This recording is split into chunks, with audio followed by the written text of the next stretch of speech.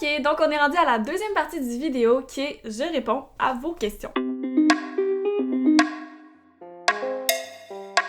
J'ai reçu pas mal de questions. Comme j'ai dit tantôt, je pense que j'ai environ 11 questions. Fait que je vais essayer d'y répondre le plus rapidement possible puis le plus efficacement possible. Puis c'est ça, j'ai pas dit dans le fond les questions venaient de qui, mais c'est des questions qui datent d'au moins depuis cet été, même avant cet été. Puis, tu sais, c'est comme... J'en ai eu... En fait, je pense que c'est ça, bref, c'est pas clair là, mais c'est des questions, puis si c'est votre question, vous allez peut-être vous reconnaître, vous allez peut-être même pas vous rappeler que vous m'avez posé cette question-là, mais je vais y répondre, je ne vous ai pas oublié, j'ai tout gardé ça dans mes souvenirs. Première question que j'ai reçue, c'est « Pourquoi avoir choisi la ville de Québec? » dans le fond, c'est une question bien simple. Moi, dans le fond, je suis une personne qui aime beaucoup changer, j'ai besoin de changement, j'ai besoin de, tu sais, partir. Puis là, j'étais à Drummondville avant, dans ma ville natale, chez ma mère, puis j'avais 18 ans, puis moi, j'avais juste envie de partir. Fait que je suis partie vivre à Rivière-du-Loup pour faire mes études en graphisme. Je suis partie à 3 heures de route de chez moi, je connaissais personne, dans un appartement pour la première fois, à l'autre bout du monde, là, comme je connaissais personne, j'avais besoin de changement. Puis là, à Rivière-du-Loup, j'ai rencontré mon chum, qui lui, dans le fond, c'est un Français, si vous le savez pas. Puis, lui, il venait étudier à Rivière-du-Loup pour éventuellement aller travailler à Québec, la ville de Québec. Puis là, c'est ça, dans le fond, on a commencé à sortir ensemble, puis moi, après mes études, je comptais plus m'en retourner vers Montréal, vers où est-ce que mon père habite, puis je sais pas, Montréal, c'est une ville qui m'intéressait, mais mon chum voulait rien savoir de Montréal. Lui, c'était Québec. Puis là, ben, ça a resté là, tu sais, on voulait pas trop s'ostiner par rapport à ça parce que c'était pas tout de suite. Puis, à un moment donné, j'ai arrêté mes études en graphisme, puis je me suis dit, crime, j'aimerais vraiment ça, faire un cours en horticulture. Fait que là, j'ai commencé à regarder sur Internet où est-ce que les cours d'horticulture se donnaient, puis il y avait un cours qui se donnait à Québec. Fait que là, je me suis dit, bon, ben, mon chum, il veut déménager à Québec dans quelques mois. Moi, j'aurais un cours que je pourrais faire là-bas à Québec. Bon, pourquoi pas, on va s'en aller à Québec, ça me dérange pas. C'était pas mon premier choix, mais... c'est une ville parmi tant d'autres, dans le fond, là, fait que c'est ça. On est déménagé à Québec, puis c'est pour ça qu'on est ici en ce moment. Mon chum, il travaille dans ce domaine d'études, puis moi, ben, j'ai fini mon DEP cet été. Puis là, ben, c'est ça, je travaille pour éventuellement aller faire mon cours en herboristerie quand je vais avoir assez d'argent. Fait que c'est un peu ça, pourquoi j'ai décidé de venir à Québec. C'est plus parce que j'ai suivi mon chum, puis parce que j'ai trouvé un programme qui se donnait à Québec. Fait que c'est pas plus intéressant que ça, mais c'est ça. Deuxième question que j'ai reçue, c'est pourquoi est-ce que je me tiens loin des produits transformés? Dans le fond, ça aussi, c'est une question assez simple. C'est que, ben, j'ai plusieurs raisons pourquoi j'aime pas full les produits transformés. Premièrement, parce que c'est souvent suremballé. Beaucoup trop d'emballage, beaucoup trop de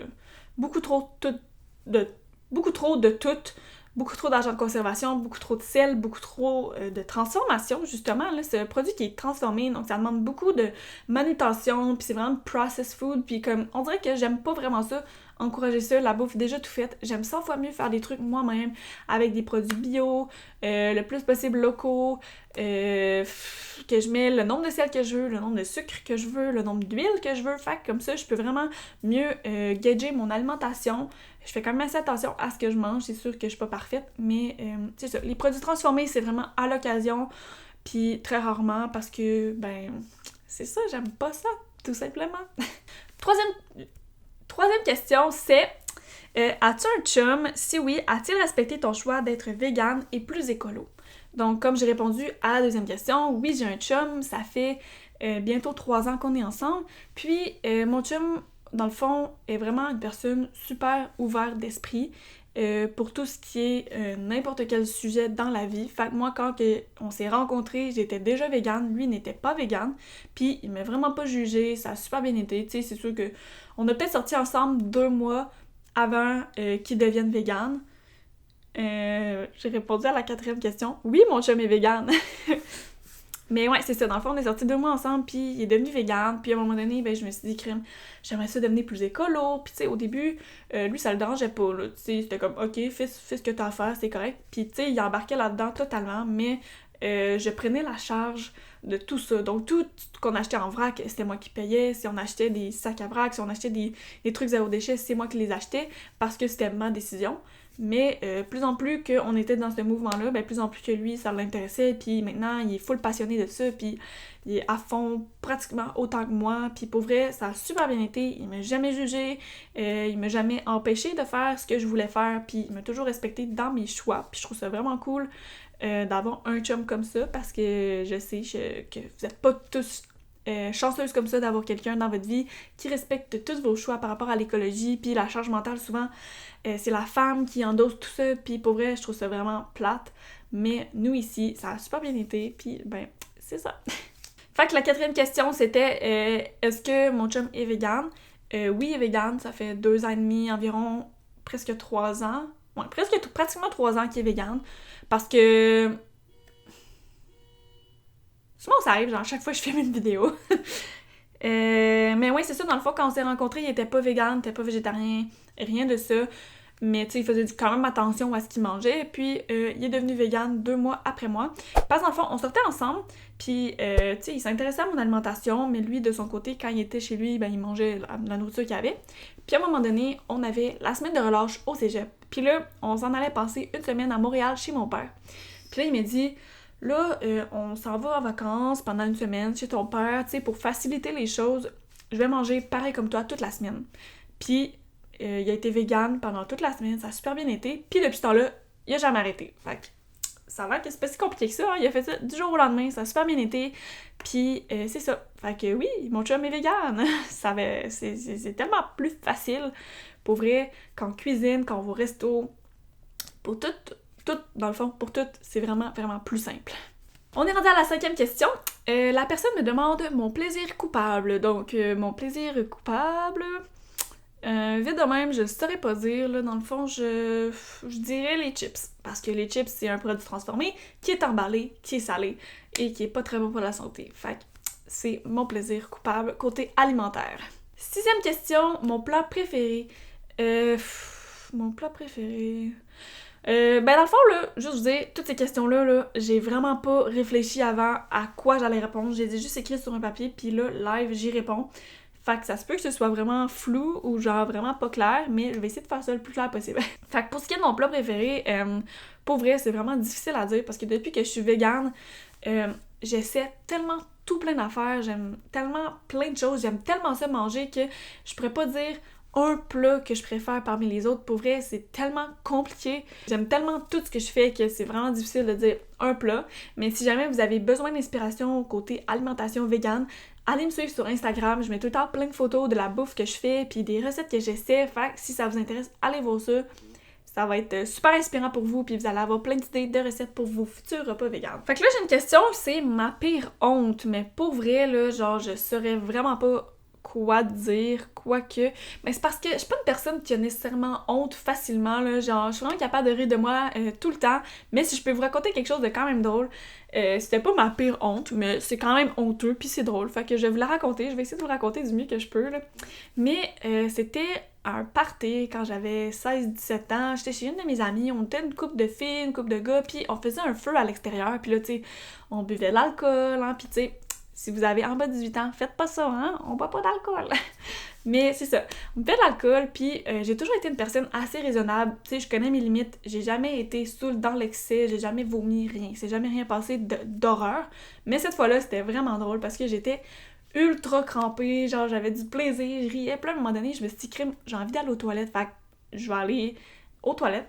Fait que là, je me lève, puis par terre, il y avait comme un sac de papier journaux, parce que, tu sais, on faisait un feu, fait qu'on avait du papier journaux qu'on mettait dans le feu pour rallumer le feu. Puis là, en me levant, j'ai glissé sur le sac de papier journaux, je suis tombée à terre. Là, j'étais tellement crampée que je suis pissée dans les culottes. Puis là, j'étais genre, oh my god, qu'est-ce que je viens de faire? Fait que là, j'étais fucking crampée. Je rentre dans la maison de mon ami avec 2 de mes amis qui me suivaient parce qu'ils étaient comme, ok, mais genre, on va aller t'aider, là. Puis là, il y avait son frère qui regardait un film avec sa blonde.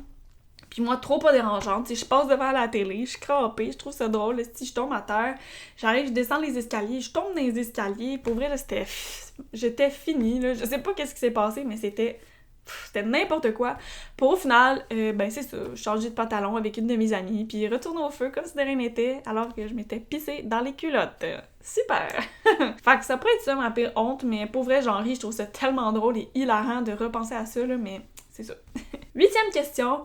c'est « How do you get your protein? Sorry for my English. Comment que j'obtiens mes protéines? Ben, je mange des aliments riches en protéines, donc tout ce qui est légumineuses, tofu, tempeh, seitan, je sais pas moi, tout ça, là, je vous mettrai une liste au pire dans les commentaires si vous avez besoin de savoir des aliments qui sont riches en protéines, parce que vite comme ça, je sais pas. Mais je pense que ce qui est le mieux en alimentation, c'est la diversité ou la diversification, diversifier son alimentation. Fait que ne pas toujours manger les mêmes choses, puis d'essayer de justement cuisiner des nouveaux aliments, puis de changer, parce que c'est vraiment ça qui est le mieux, c'est d'avoir une alimentation diversifiée. 9e question, la personne me demande quels sont mes projets d'avenir.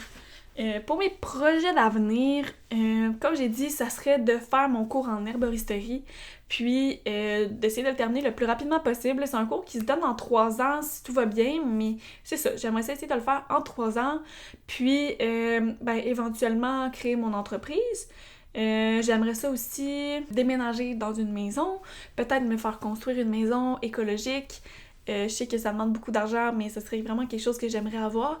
Puis c'est ça, pour pouvoir avoir mon jardin, mon terrain, pour faire pousser mes plantes, pour que ce soit pour mon travail ou pour mon alimentation. Puis avoir un chien. J'aimerais vraiment ça avoir un chien. Mon chien, dans le fond, que j'aimerais avoir, ça serait un dalmatien, puis il s'appellerait Jazz. Fait que c'est ça. C'est vraiment ça, je pense, mes projets d'avenir pour les prochaines années. Là, je dis pas comme pour toute ma vie, là, mais comme dans les 5-10 prochaines années, ça serait pas mal ça que je dirais. Avoir une maison, un chien, puis finir mon cours en herboristerie. Le classique. La prochaine question, c'est quelle a été ma plus grosse étape dans le mouvement zéro déchet? Pour vrai, là, je saurais pas quoi dire parce que avec le zéro déchet, j'ai vraiment fait ça le contraire du véganisme. Mais si vous avez vu ma vidéo sur le véganisme, dans le fond, je vais mettre le lien juste ici ou juste là, pour que vous puissiez l'avoir. Mais moi, quand je suis devenue végane, j'ai fait ça, bang, du jour au lendemain. Mais là, avec le zéro déchet, ça a fermé. Fait que comme je disais, c'est qu'avec le zéro déchet, j'y suis allée assez graduellement, là. Fait que pour vrai, j'ai fait vraiment étape par étape. Là, j'ai commencé par m'acheter des sacs à vrac, ensuite des bocaux, ensuite une brosse à dents en bambou, ensuite... Mais, tu sais, la plus grosse étape, peut-être qu'une grosse étape, ça serait de... c'est cave, là, mais de faire cuire mes légumineuses, parce que, ben, c'est vraiment plus long, quand même, que de les acheter en canne. C'est sûr que ça fait moins de déchets, elles sont vraiment meilleures, puis ça se conserve vraiment mieux, je pense. En tout cas, bref, dans le frigo, j'ai l'impression que ça se conserve plus longtemps. Fait que c'est ça, ouais, faire cuire mes légumineuses. Là, c'est con, là, mais c'est ça. Ah oui, puis aussi de faire les trucs vraiment plus moi-même, là, tu sais, je fais toutes mes collations, je fais tous mes repas, je fais tout plein de trucs, tu sais, avant, j'achetais des collations déjà tout fait, fait que juste ça, c'est quand même une grosse étape aussi, je pense, là. Tu sais, ça prend du temps dans une semaine, puis ça prend de la créativité, fait que ça serait ça que je pourrais dire aussi, là, ouais. Ça serait ça. Et la dernière question, et non la moindre, quel est mon signe astrologique? Donc, j'en ai déjà parlé, je pense, sur Instagram. Avant de dire c'est quoi mon signe astrologique, guessez dans les commentaires qu'est-ce que vous pensez que c'est mon signe astrologique. Si vous le savez pas, écrivez ça ici, là. Dites-moi ce que vous pensez que je suis comme signe astrologique, voir si vous avez guessé la bonne affaire. Fait que je vais vous dire mon thème astral. Je suis Lion, ascendant Taureau, et signe lunaire en Capricorne. Fait qu'il y a beaucoup de flammes et de terre ici. Ça fait que je suis la personne que je suis. Je m'intéresse vraiment à ça, l'astrologie. Je me suis même acheté un livre sur la personnification et tout, là. Genre, c'est fucking nice. Je vais aller vous montrer. Je me suis acheté ça ici, que j'ai trouvé dans une friperie à 8$. C'est vraiment drôle. C'est genre la personnologie. Puis là, il y a tout plein de trucs. Puis là, après ça, il y a plein d'affaires. Parce que j'ai vraiment hâte de lire ça pour apprendre à décoder la personnalité des gens. Bref, c'est un peu intense, mais moi j'aime ça. Fait que c'est tout pour ma vidéo. J'espère que vous avez aimé la vidéo, j'espère que vous en avez appris davantage sur moi aussi. Là. J'ai vraiment aimé ça, faire ça, là, un get to know me. Je pense que je pourrais en faire un peu plus souvent. Là. C'est pas des vidéos, que j'ai l'habitude de faire parce que moi j'aime ça. Apprendre des choses aux gens par rapport à des sujets, pas nécessairement par rapport à moi. Je pense vraiment que ça peut être super pertinent de faire ce genre de vidéos-là plus souvent pour que vous appreniez à me connaître. Puis si jamais vous me suivez pas sur Instagram, ben allez le faire tout de suite parce que c'est vraiment la meilleure plateforme pour me suivre au quotidien puis apprendre à me connaître plus dans mon quotidien. Fait que c'est ça. Dans le fond, j'espère que vous avez aimé la vidéo. Puis si oui, ben n'hésitez pas à laisser un j'aime, un commentaire. Faites ce que vous voulez, comme que j'aime dire. Puis, ben c'est ça. Nous, dans le fond, on se retrouve pour une prochaine vidéo, très bientôt, je l'espère, parce que maintenant, j'ai plus d'excuses, j'ai mes lumières. Sérieux, ça va révolutionner ma vie de YouTubers. Fait que c'est ça, bye bye!